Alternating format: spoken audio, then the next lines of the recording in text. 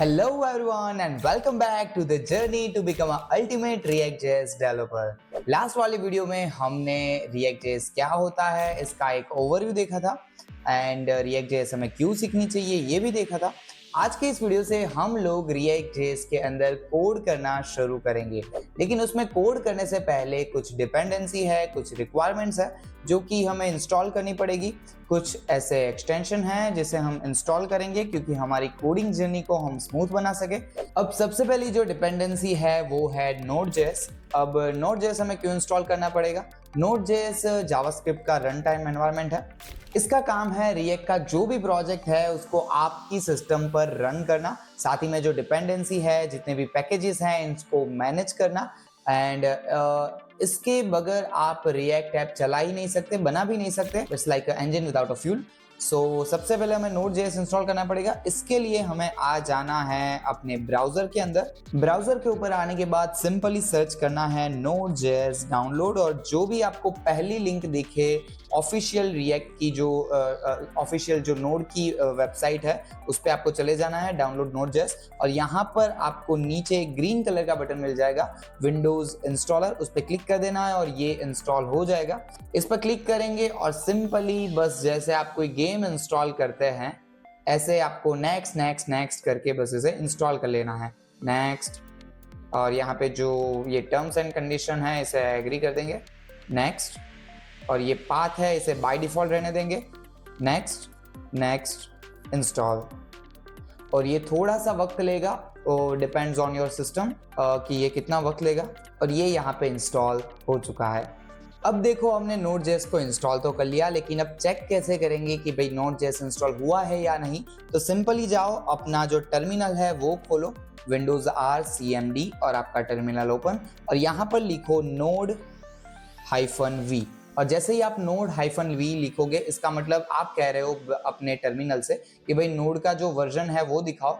तो नोड का वर्जन तभी दिखाएगा जब वो इंस्टॉल होगा, तो यहाँ पर आपको वर्जन दिख जाएगा। और आपको भी अगर दिख जा रहा है इसका मतलब नोड जो है वो आपके सिस्टम में सक्सेसफुली इंस्टॉल हो चुका है। अब आपको एक और चीज देखनी है, npm-v लिखना है। ये आपको दिखाएगा वर्जन नोड पैकेज मैनेजर का। जैसा नाम है वैसा ही काम है, ये सारे नोड के पैकेज को मैनेज करने का काम करता है। और अब बारी आती है अपनी पहली रिएक्ट एप्लीकेशन बनाने की। तो देखो, रिएक्ट ऐप बनाने के लिए हम जो है वीट बिल्ड टूल का यूज करेंगे। वीट एक बिल्ड टूल है जिसकी मदद से आप रिएक्ट की एप्लीकेशंस, रिएक्ट के प्रोजेक्ट्स बना सकते हैं। वैसे हम CRA कमांड का भी यूज कर सकते हैं, बट CRA कमांड यानी कि क्रिएट रिएक्ट ऐप कमांड, इस कमांड से भी आप रिएक्ट एप्लीकेशन बना सकते हो, रिएक्ट के प्रोजेक्ट्स बना सकते हो। बट ये जो कमांड है ये बहुत ही स्लो है, और साथ में इसका जो डेवलपमेंट सर्वर है वो भी इतना कुछ खास स्मूथ नहीं चलता। सो इसलिए जो स्मार्ट डेवलपर्स हैं वो यूज करते हैं वीट बिल्ड टूल का। सो इसीलिए हम अपना रिएक्ट प्रोजेक्ट बनाएंगे वीट बिल्ड टूल के अंदर। सो सबसे पहले क्या करो, आपको अपना रिएक्ट प्रोजेक्ट जहां भी बनाना है उस फाइल के पाथ को ओपन कर लो। जैसे कि मुझे अपना रिएक्ट प्रोजेक्ट डेस्कटॉप के ऊपर अपने ये सेट गुई वाले फोल्डर के अंदर बनाना है, तो मैं सिंपली यहाँ पर फाइल एक्सप्लोर में आ गया हूँ और यहाँ पर मैंने डेस्कटॉप ओपन कर लिया, और उस फोल्डर के अंदर जाके राइट क्लिक करके ओपन इन टर्मिनल को प्रेस करके इस वाले फोल्डर को टर्मिनल में ओपन कर लूंगा। और यहाँ पर मैं अपना कमांड लिखूंगा जिसकी मदद से हम क्रिएट करेंगे अपनी रिएक्ट एप्लीकेशन। सो सबसे पहले यहाँ पर मैं लिखता हूँ npm यानी कि नोड पैकेज मैनेजर। उसके बाद हमें लिखना है क्रिएट कीवर्ड को, और इसके बाद हम वीट बिल्ड टूल का यूज करेंगे रिएक्ट एप्लीकेशन बनाने के लिए। इसलिए मैं लिखता हूँ वीट@latest, यानी कि हम अपना रिएक्ट प्रोजेक्ट लेटेस्ट वर्जन के अंदर बनाने वाले हैं। और जैसे ही मैं एंटर प्रेस करूंगा ये शुरू हो जाएगा, और यहाँ पर ये मुझसे पूछ रहा है प्रोजेक्ट नेम के लिए। सो मैं अपना प्रोजेक्ट नेम डाल देता हूँ फर्स्ट ऐप और एंटर प्रेस करूंगा, और ये मुझे पूछ रहा है फ्रेमवर्क के लिए। सो यहाँ पे जो थर्ड ऑप्शन है रिएक्ट, इसे मैं सिलेक्ट करके एंटर प्रेस करूंगा, और यहाँ पर ये वेरिएंट पूछ रहा है, तो इसके लिए हम डालेंगे जावास्क्रिप्ट जो कि थर्ड ऑप्शन है। जैसे ही मैं एंटर प्रेस करूंगा आपकी जो रिएक्ट प्रोजेक्ट है वो बन चुका है। और यहाँ पर कुछ ये आपको कमांड भी बताएगा लास्ट में, अगर आप देख सकते हो तो। जैसे कि एक कमांड है cd फर्स्ट ऐप, यानी कि आपके जो प्रोजेक्ट है रिएक्ट का प्रोजेक्ट, उसके अंदर जाने के लिए ये कमांड cd फर्स्ट ऐप। और जैसे ही आप ये कमांड चलाओगे आपका जो पाथ है वो चेंज हो जाएगा और यहाँ पर फर्स्ट स्टेप आ जाएगा और आप अपने जो प्रोजेक्ट की डायरेक्टरी है उसके अंदर आ जाओगे। अब यहाँ पर आपको क्या करना है, एक कमांड चलाना है कोड स्पेस डॉट। इससे क्या होगा कि ये जो प्रोजेक्ट है वो सीधा खुल जाएगा आपके कोड एडिटर के अंदर, यानी कि VS कोड के अंदर। और कैसे काम करता है, कोड लिखा इसका मतलब है कि कोड एडिटर ओपन करना है, और ये जो डॉट लिखा है इसका मतलब है कि करंट डायरेक्टरी को, करंट जो फोल्डर है, करंट पाथ है, उसको VS कोड में ओपन करो। और यहाँ पर जैसे ही मैं एंटर प्रेस करूंगा ये सीधा VS कोड खोल देगा और यहाँ पर आप देख सकते हो बहुत सारे फोल्डर्स और वो उसने हमें बना के दे दिए हैं। और वापस आ जाते हैं टर्मिनल पे और यहाँ पर एक कमांड रन करेंगे npm install। और जैसे ही मैं ये कमांड रन करूँगा ये क्या करेगा कि इस प्रोजेक्ट के रिगार्डिंग जितनी भी डिपेंडेंसी है उन्हें इंस्टॉल करना शुरू कर देगा। हो सकता है ये थोड़ा सा टाइम भी ले, आपकी सिस्टम पे डिपेंड करता है वो। और यहाँ पे सारी की सारी डिपेंडेंसी इंस्टॉल हो चुकी है। वापस आ जाते हैं VS कोड के अंदर और यहाँ पर आप देख सकते हो कि एक नोड मॉड्यूल करके एक नई डायरेक्टरी, नया फोल्डर यहाँ पर बन चुका है। मैं थोड़ा सा जूम कर लेता हूँ।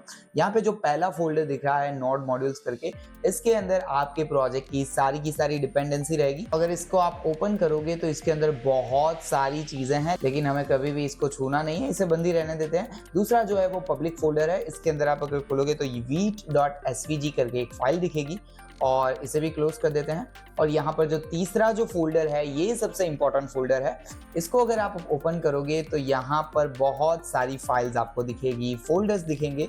पहला जो फोल्डर है वो असेट्स करके हैं, यानी कि इस फोल्डर के अंदर हम अपने सारे के सारे असेट्स रखेंगे, जैसे कि लोगो हो गया, कोई फोटोग्राफ्स हो गए, वीडियो हो गए, आइकन हो गए, वो सभी। और यहाँ पर आपको 2 JSX फाइल और 2 CSS फाइल दिख रही होंगी।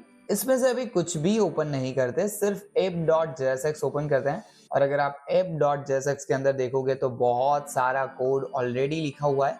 अब आप कहोगे भाई ये कोड लिखा हुआ है, इसका आउटपुट क्या है, तो चलिए वो देखते हैं। जाते हैं वापस से टर्मिनल में और यहाँ पर लिखो npm run dev।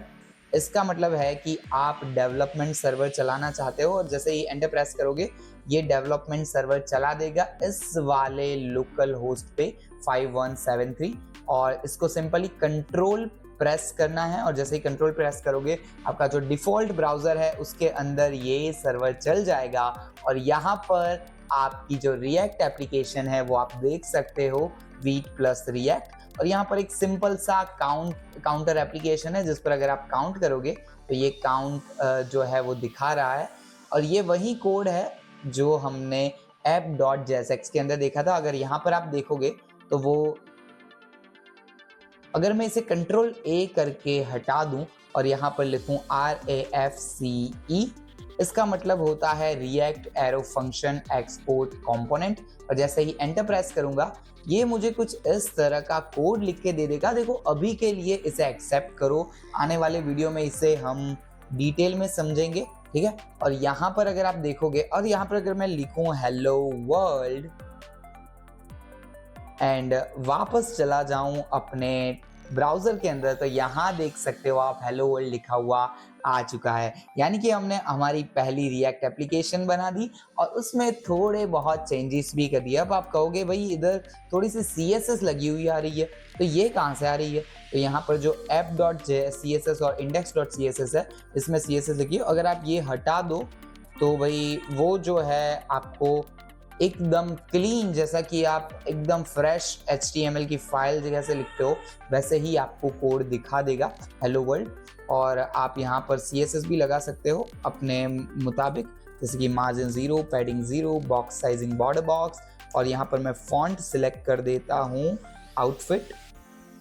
और अगर मैं वापस जाऊँ तो यहाँ पर आप चेंजेस देख सकते हो, फॉन्ट अप्लाई हो चुका है, मार्जिन पैडिंग दोनों 0 हो चुकी है।